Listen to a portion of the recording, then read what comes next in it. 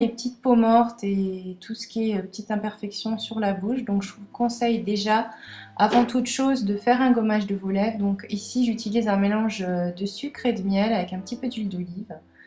Et ensuite j'utilise un coton, un tissu imbibé d'eau très chaude pour finir donc cette petite exfoliation. Et enfin je vais appliquer un baume à lèvres de façon assez généreusement. Je vais laisser bien pénétrer ce baume, puis retirer l'excédent et vos lèvres sont prêtes. Donc, si vous êtes comme moi et que vous avez des lèvres très pigmentées, c'est souvent le cas quand on a la peau pâle, vous pouvez commencer par appliquer un anti-cerne sur l'ensemble de votre bouche. C'est d'ailleurs assez recommandé par rapport aux techniques que je vais utiliser ensuite. Parce que ça va commencer le travail d'estomper les limites de vos lèvres, ce qui va vous permettre de redessiner les contours tout en douceur, puisqu'il n'y aura plus cette pigmentation. N'oubliez pas de poudrer, ça assurera une meilleure tenue à votre travail. Alors maintenant, on va commencer le travail de redéfinition du contour des lèvres. Pour cela, j'utilise un crayon blanc parce que j'ai le teint très pâle, mais si vous êtes plus mat de peau, vous pouvez utiliser un crayon contour des lèvres couleur chair.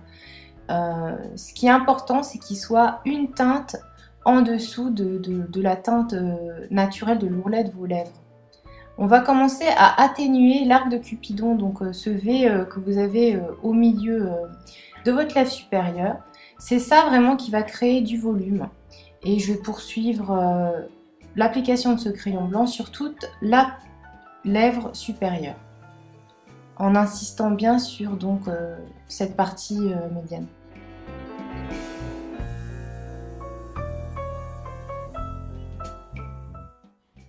A l'aide d'un crayon, cette fois-ci une à deux teintes plus foncées que la couleur naturelle de vos lèvres, vous allez venir redéfinir les commissures et de façon générale toute la partie extérieure de vos lèvres.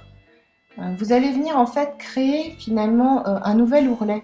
Le contraste entre ce crayon blanc que vous avez appliqué préalablement et donc le crayon plus foncé va venir créer va venir donner une nouvelle forme à vos lèvres et du coup leur donner plus de volume.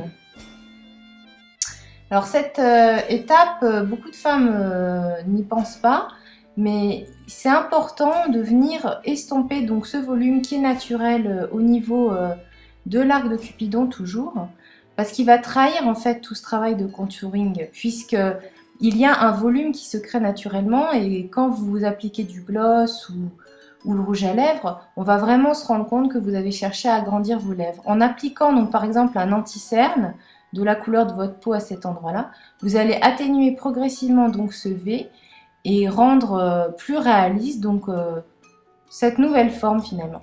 N'hésitez pas à poudrer. Et ensuite, ce que je vous conseille, c'est d'utiliser donc un rouge à lèvres. Donc celui-là, c'est le crème de nude de chez MAC, mais en tapotant le rouge à lèvres donc dans le centre des lèvres, ce qui donnera donc à vos lèvres un côté comment dire, de bonne santé, vraiment vivant. Et également, ça évitera cet effet un petit peu opaque, artificiel. Ça vaut pour tout type de lèvres nudes. Hein. Vous cherchiez à agrandir vos lèvres ou pas. C'est toujours mieux de tapoter le rouge à lèvres. N'hésitez pas à utiliser vos doigts pour estomper. Réappliquer de la couleur au niveau donc de cet arc de Cupidon pour vraiment finaliser le travail. Et réappliquer un petit peu de crayon à cet endroit-là également. Il faut vraiment que ça soit un tout petit peu plus foncé au niveau de l'arc de Cupidon pour que ça soit le plus réaliste possible. Alors pour venir rajouter du volume et de la lumière à certains endroits, vous pouvez appliquer donc une touche irisée ou un fard à paupières très clair au niveau donc, de ce nouvel arc de Cupidon que vous venez de créer. Ou alors, si vous n'aimez pas les glosses, c'est une première option. Vous pouvez également utiliser un fard à paupières irisé sur le centre de votre paupière, de votre lèvre pardon, inférieure et supérieure. Ça créera un gloss qui n'aura pas tous les défauts des glosses classiques, c'est-à-dire de coller, par exemple. Une deuxième option consiste à vraiment venir réintensifier donc tout le contour des lèvres pour créer vraiment un effet beaucoup plus coloré. N'hésitez pas à corriger le contour avec un anti-cerne si vous avez un petit peu débordé. Et vous pouvez également utiliser une poudre de contour, un blush, donc sous votre lèvre inférieure pour venir apporter du volume également à cette bouche au niveau du menton. Alors si vous n'êtes pas contre l'application d'une petite touche de gloss, n'hésitez pas à en mettre surtout au centre pour venir apporter encore une fois de la lumière à cette nouvelle bouche plus pulpeuse, plus volumineuse. Par contre, ayez la main légère